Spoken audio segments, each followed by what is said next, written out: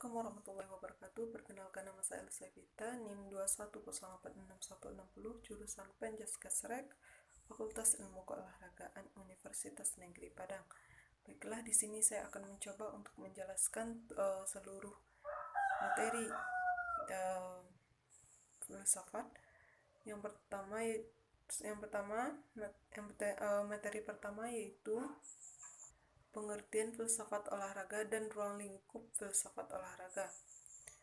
Pengertian dari filsafat yaitu ilmu atau pengetahuan yang ada di alam semesta ini yang menjadi dasar terbentuknya ilmu-ilmu yang lain yang tujuannya untuk mencari suatu kebenaran melalui penyelidikan yang dilakukan manusia dengan menggunakan logika, metode, serta juga sistem dalam mengkaji suatu masalah.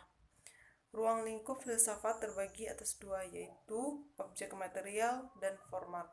Objek material filsafat ini kajiannya sangat luas yang meliputi sesuatu yang benar-benar ada maupun sesuatu yang mungkin ada di kehidupan ini.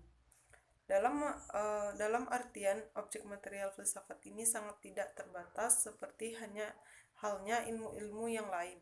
Sedangkan objek formal filsafat suatu kelanjutan dari penyelidikan objek material filsafat yang dimana objek formal ini menjadi sudut pandang terhadap objek formal yang dibahas pada awalnya.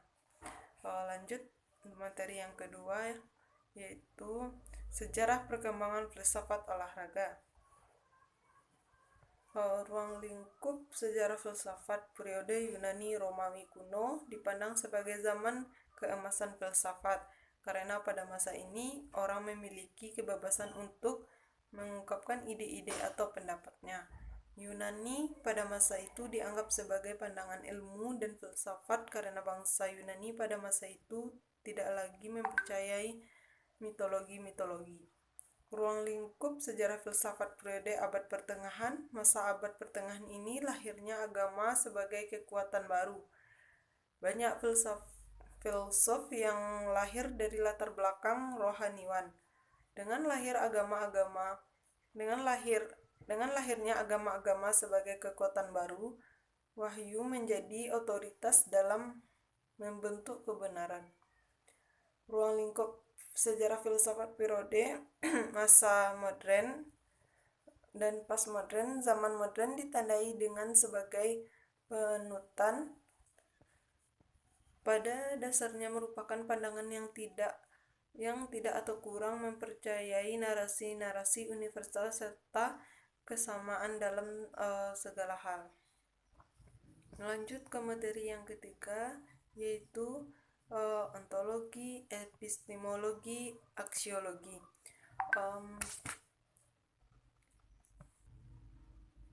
Ontologi merupakan salah satu kajian filsafat yang paling kuno dan berasal dari Yunani. Studi tersebut membahas keberadaan suatu yang bersifat konkret. Ontologi membahas tentang adanya yang terlihat oleh suatu perwujudan tertentu. Epistemologi adalah salah satu cabang filsafat yang mempelajari tentang asal sifat, metode, dan batasan pengetahuan manusia. Aksiologi merupakan ilmu yang mempelajari hakikat dan manfaat yang sebenarnya dari pengetahuan, dan sebenarnya ilmu pengetahuan itu tidak ada yang sia-sia kalau kita bisa memanfaatkan, dan tentunya dimanfaatkan dengan sebaik-baiknya di jalan yang baik pula. Kita lanjut di materi yang keempat. Materinya yaitu tujuan ruang lingkup aliran-aliran filsafat. Aliran rasionalisme adalah paham filsafat yang mengatakan bahwa budi akal adalah alat terpenting untuk memperoleh pengetahuan. Aliran rasionalisme berpendapat bahwa sumber pengetahuan yang dapat dipercaya adalah akal.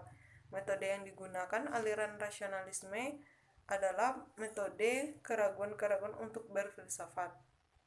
Aliran empirisme adalah salah satu aliran dalam filosofi yang menekankan peranan pengalaman dalam memperoleh pengetahuan yang mengecilkan akal. Aliran empirisme berpendapat bahwa pengetahuan yang bermanfaat pasti ada benarnya hanya diperoleh lewat indera empiri, dan empirilah satu-satunya sumber pengetahuan aliran empiris, bahwa pada dasarnya dari empiris saling berkaitan. Materi yang kelima yaitu konsep jiwa dan raga dan konsep tubuh manusia. Jiwa dan raga merupakan kenyataan yang tidak dapat dipisahkan. Keduanya sama-sama menjadi unsur yang penting bagi manusia. Jiwa merupakan sesuatu abstrak dalam diri manusia, sedangkan raga sebaliknya, yaitu konkret, jelas, dan nyata. Tubuh adalah medium kita menyentuh dan berhubungan dengan dunia.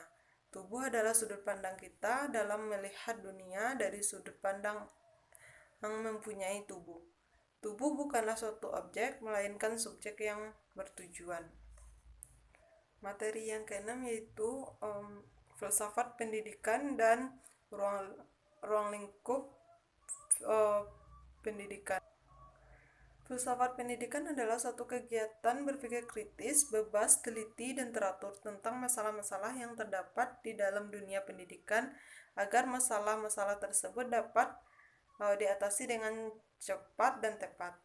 Ruang lingkup filsafat pendidikan terbagi menjadi 9 bagian. Yang pertama, pendidik, 2 murid atau anak didik, 3 materi pendidikan, 4 perbuatan mendidik, 5 metode pendidikan, 6 evaluasi pendidikan, 7 tujuan pendidikan, 8 alat-alat pendidikan, 9 lingkungan pendidikan.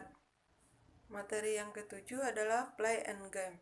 Kajian filsafat olahraga didasarkan pada 3 konsep, yaitu bermain play, permainan game, dan olahraga sport.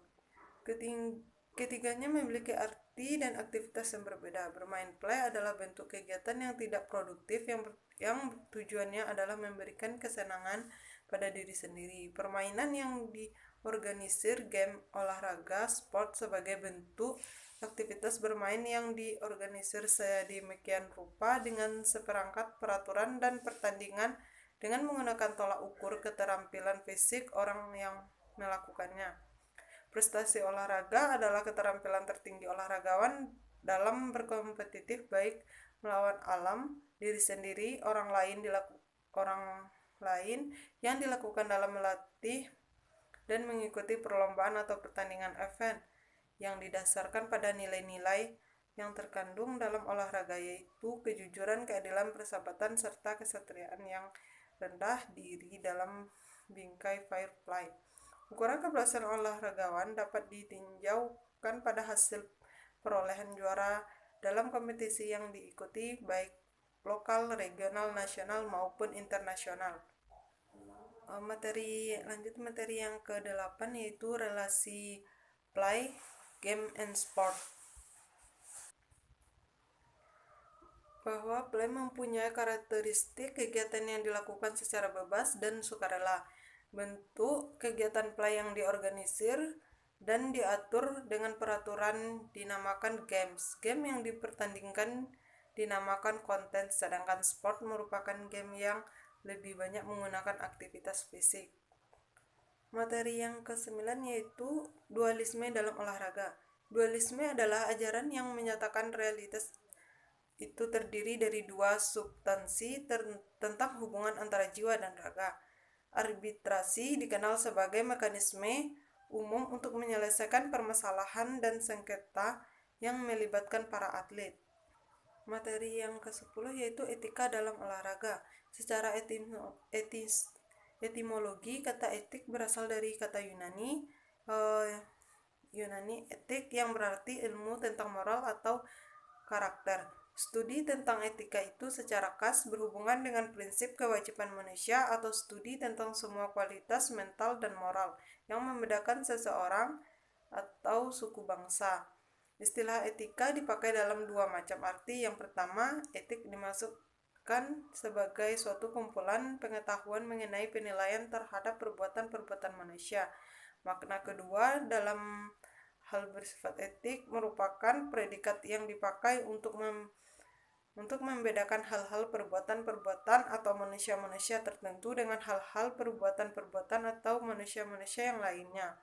Istilah etik tidak terlepas dari kata moral karena berkaitan erat etika yang berasal dari kata etik yang berarti ilmu tentang moral.